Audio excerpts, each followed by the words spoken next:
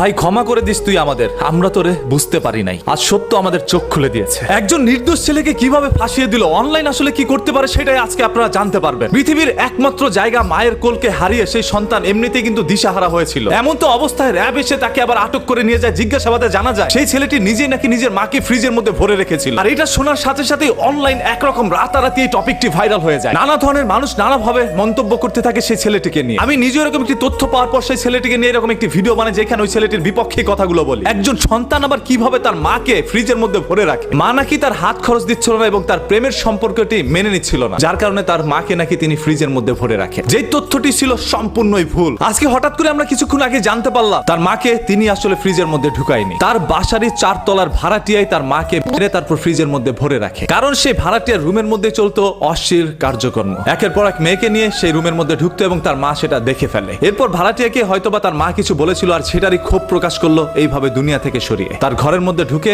তার মাকে শ্বাসরুদ্ধ করে ফ্রিজের মধ্যে ভরে রাখে। এরপর তার ঘরের আলমারি থেকে শুরু করে প্রত্যেকটি আসবাবপত্রের মধ্যে তারা আঘাত করে, ছিন্ন ভিন্ন করে তার ঘর থেকে হাতিয়ে নেয় টাকা পয়সা। অন্যদিকে তার সন্তান ফেসবুকের মধ্যে পোস্ট করতে থাকে, আমার মাকে হারিয়ে আমি একরকম দিশেহারা। তিনি নিজে আবার আইন শৃঙ্খলা বাহিনীর আশ্রয় নেয়। আইন শৃঙ্খলা বাহিনীকে জানায় আমার মাকে কে যেন ধরে নিয়ে গিয়েছে। তিনি তখন নিজেও জানতো না তার মা কোথায় রয়েছে। পুলিশ এসেই তার ঘরের মধ্যে তল্লাশি করে ডিপ ফ্রিজের মধ্যে তার মাকে খুঁজে পায়। এরপর সন্দেহজনক ভাবে তার ছেলেকেই নিয়ে যায় ধরে। একরকম জিজ্ঞাসাবাদে র‍্যাবের কাছে তার সন্তান সবকিছু নাকি প্রকাশ করে দেয় যে নিজের মাকে নিজেই নাকি ডিপ ফ্রিজের মধ্যে ভরে রাখে। আর সামাজিক যোগাযোগ মাধ্যম যে কতটা ভয়ঙ্কর, একজন নির্দোষ মানুষকে কিভাবে দোষী সাব্যস্ত করে সেটারই বাস্তব প্রমাণ এখন মিলেছে। হ্যাঁ, এরকম ভাবে আমাদের বাংলাদেশের অসংখ্য মানুষকে কিন্তু রাজাকার হিসাবে আখ্যায়িত করে এই দুনিয়া থেকে বিদায় করে দেওয়া হয়েছে। সেইগুলো আপনাদের সামনে একের পর এক ভেসে আসবে। আপনাদের সবার কাছে একটা বিনীত রিকোয়েস্ট করবে, এই ভিডিওটি তাড়াতাড়ি শেয়ার করে দেন যাতে করে প্রত্যেকটা মানুষ জানতে পারে এই ছেলেটি আসলে নির্দোষ। হ্যাঁ, তবে কোনটা সত্য কোনটা মিথ্যা এখন পর্যন্ত কিন্তু ভাই আমরা কেউ ক্লিয়ার নয়। আবার দেখা যাবে যাদেরকে এখন সন্দেহজনক ভাবে ধরে নেওয়া হয়েছে এরা আবার দেখবেন এক পর্যায়ে গিয়ে বলবে ভাই আমরা তো মারি না, মারছে আরেকজন। তারপর এরাও আবার নির্দোষ প্রমাণিত হতেও পারে। তাই কোনো কিছু সম্পূর্ণভাবে জানাজানি হওয়ার আগেই সেটা নিয়ে নিউজ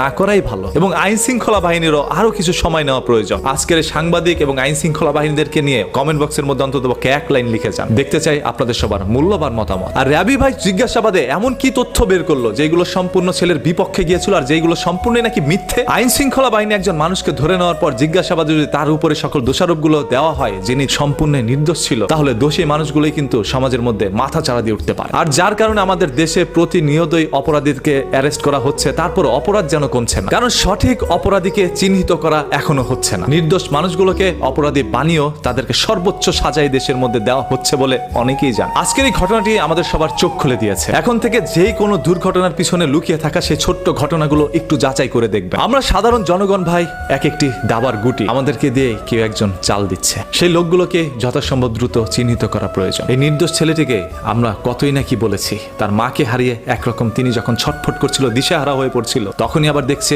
পুরো জনগণ তার বিপক্ষে। আজকে তার কাছে কিভাবে আমরা ক্ষমা চাইতে পারি? ক্ষমা চাওয়ার কোনো ভাষা কি আপনার কাছে রয়েছে? পুরো কমেন্ট বক্সটা আজকে উন্মুক্ত এবং আপনাদের সবার কাছে একটা রিকোয়েস্ট, এই ভিডিওটি শেয়ার করে দেন যাতে করে সত্য তথ্যটা মানুষ জানতে পারে।